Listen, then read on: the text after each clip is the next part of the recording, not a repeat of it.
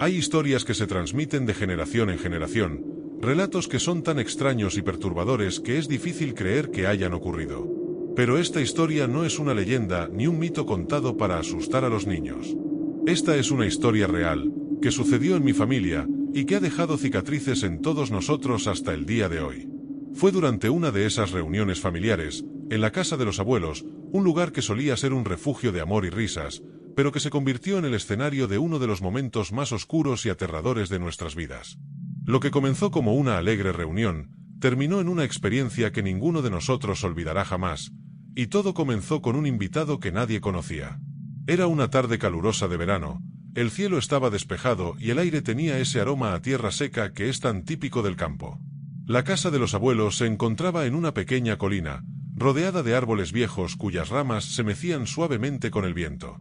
Cada año, toda la familia se reunía allí, mis padres, mis tíos, primos, hermanos, todos acudíamos para compartir historias, comer juntos y disfrutar de la compañía mutua.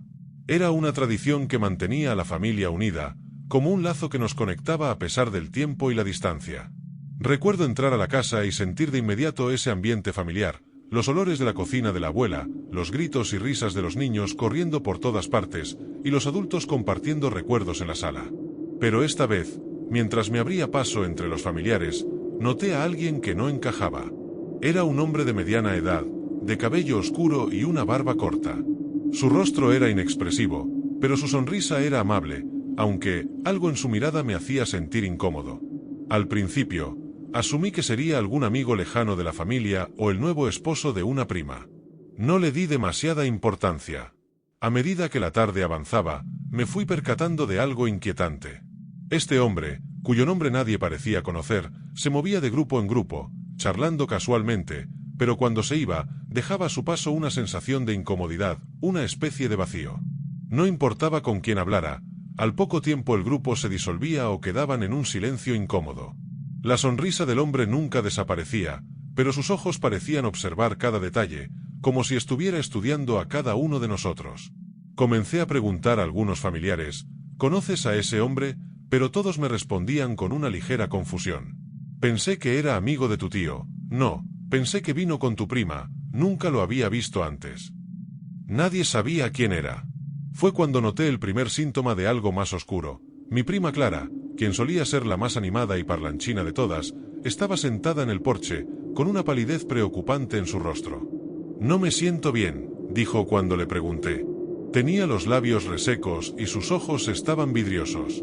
Debe ser el calor, pensé, tratando de tranquilizarme, pero luego, mi tío Roberto, que estaba a unos metros de nosotros, comenzó a quejarse de un fuerte dolor de cabeza. Algo no está bien, repetía, sujetándose la cabeza. La atmósfera comenzó a cambiar rápidamente. Esa sensación de calidez y alegría que siempre caracterizaba nuestras reuniones se estaba desvaneciendo, reemplazada por una inquietud y un malestar inexplicables. Algunos familiares comenzaron a verse fatigados, otros se retiraban a las habitaciones a descansar. Fue entonces cuando comencé a hacer conexiones. Observé al hombre extraño, él no parecía afectado en lo absoluto. De hecho, parecía disfrutar del caos que estaba causando, su sonrisa se ensanchaba ligeramente cada vez que alguien mostraba signos de debilidad.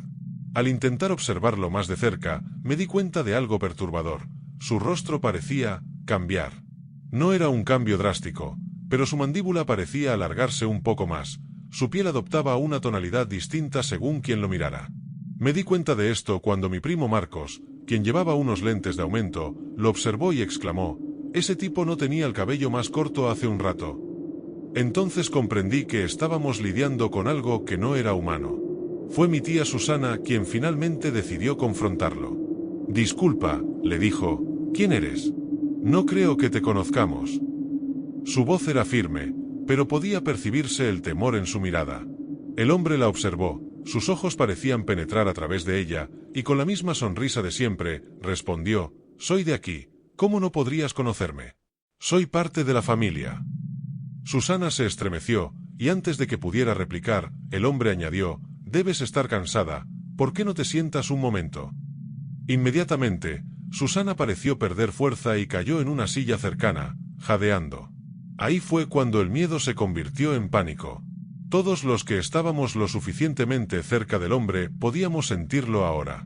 No era solo una molestia o un malestar, era como si él estuviera drenando nuestra energía, nuestra vitalidad. Intentamos mantener la calma, pero la angustia se volvía insoportable. Decidimos que alguien debía llamar a la policía, pero cuando mi primo se dirigió al teléfono, descubrió que no había señal. ¿Cómo es posible? Siempre hay señal aquí, murmuró. El hombre simplemente observó con calma, sin decir una palabra, pero sus ojos parecían brillar con malicia. Mi tío Carlos, siempre el más valiente, decidió tomar el asunto en sus manos. «Ya basta», exclamó. «Te vas de aquí ahora». Se acercó al hombre e intentó empujarlo, pero en el momento en que lo tocó, su expresión cambió. Sus ojos se volvieron vacíos y su boca comenzó a temblar. Era como si algo invisible lo estuviera absorbiendo. En segundos, Carlos cayó al suelo, pálido como un cadáver. Mi madre, que había sido enfermera, corrió a ayudarlo, pero cuando tocó su piel, se apartó de inmediato. «Está frío, como si estuviera muerto», susurró con los ojos llenos de lágrimas. Pero Carlos no estaba muerto, su pecho aún subía y bajaba débilmente, pero era evidente que algo se había llevado toda su fuerza vital.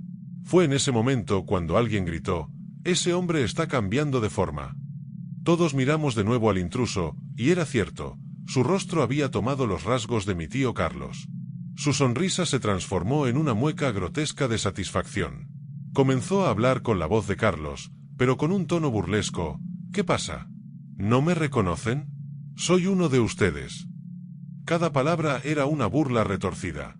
Intentamos mantener la compostura, pero el terror se apoderó de nosotros. ¿Cómo luchas contra algo que puede ser cualquiera? ¿Qué se alimenta de tu miedo, tu vida misma? En ese momento, todos en la habitación parecían sospechosos. ¿Quién era real y quién era el impostor? El pánico nos paralizó. La abuela, que hasta ese momento había estado quieta, observando en silencio, comenzó a murmurar algo en voz baja. No pude entender sus palabras al principio, pero luego me di cuenta de que estaba rezando. Su voz era fuerte, y a pesar de su avanzada edad y debilidad, se levantó de su silla con determinación. «Este es un lugar de amor, de familia. No tienes poder aquí», gritó, y su voz resonó con una fuerza inesperada. El ser, al escuchar esto, comenzó a tambalearse. Su figura se distorsionó como si fuera una pintura al óleo derritiéndose. Gritó, pero no con voz humana, era un chillido agudo y penetrante que nos perforó los oídos. La abuela siguió rezando, y nosotros, los pocos que aún teníamos fuerzas, nos unimos a ella, repitiendo sus palabras. Poco a poco, el hombre comenzó a desvanecerse. Sus gritos se convirtieron en gemidos lastimeros, y su figura finalmente desapareció como si se hubiera disuelto en el aire. De repente, todo quedó en silencio. Un silencio profundo y perturbador. Después de ese día, nadie volvió a ser el mismo. Algunos familiares dejaron de asistir a las reuniones, incapaces de lidiar con el trauma. Otros buscaron respuestas en la religión, en lo espiritual, tratando de entender qué había sucedido. Mi abuelo, quien siempre había sido el más escéptico, comenzó a hablar de energías y del mal que puede tomar muchas formas. Desde entonces, cada vez que nos reunimos, una sombra de desconfianza y miedo se cierne sobre nosotros. Antes, las reuniones eran un motivo de alegría, pero ahora, a medida que cada miembro de la familia llega, hay un momento de tensión, de duda. Nadie puede evitar observar con detenimiento a los que llegan, buscando signos de que son quienes dicen ser. Miramos sus gestos, su manera de hablar, cualquier detalle que revele algo fuera de lugar. Mi tía Susana, por ejemplo, dejó de mirar a los ojos a las personas. Dice que aún puede ver esa mirada vacía del intruso cuando se dirigió a ella, y teme que si mira demasiado de cerca, lo verá de nuevo. Mi primo Marcos, que solía ser el alma de la fiesta, ahora siempre se mantiene en silencio y alejado, vigilando a todos con sospecha. Es como si la paranoia hubiera echado raíces en todos nosotros, como una enfermedad silenciosa. Mi abuelo, quien siempre fue el pilar de la familia, empezó a contar historias que antes considerábamos supersticiones. Hablaba de los parásitos espirituales, entidades que se alimentan de la energía de los vivos, especialmente de las emociones humanas más fuertes como el miedo y la desesperación. Según él, estas entidades se sienten atraídas por las familias grandes y unidas, porque pueden alimentarse durante años sin ser detectadas, adoptando diferentes formas y personalidades. Pero había algo más. Mi abuela, quien había sido clave para hacer desaparecer a la criatura, comenzó a enfermarse poco después de ese día.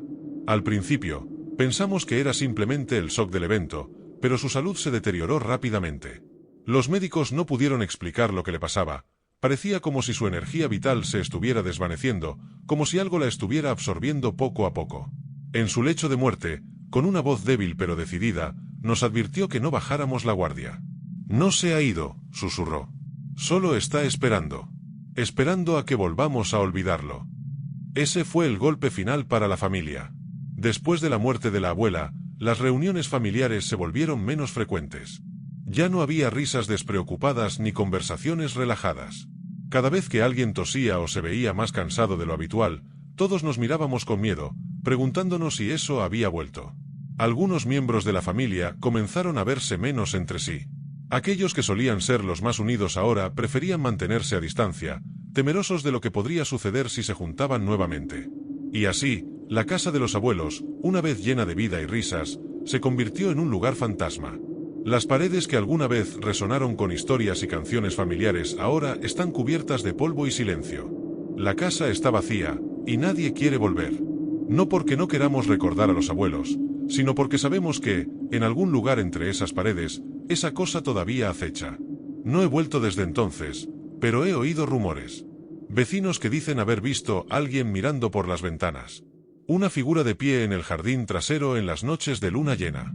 Algunas noches, dicen que escuchan risas que no suenan del todo humanas. Me he preguntado muchas veces si algún día tendré el coraje de volver. De enfrentar lo que sea que habita ahora esa casa. Pero cada vez que lo pienso, me invade el mismo miedo que sentí ese día. Porque sé que, aunque el invitado indeseado haya desaparecido, no se ha ido realmente. Y el temor más profundo que todos compartimos es que, algún día, cuando menos lo esperemos, vuelva a reclamar su lugar en nuestra familia. Porque algo es seguro, los intrusos como él no desaparecen. Simplemente esperan.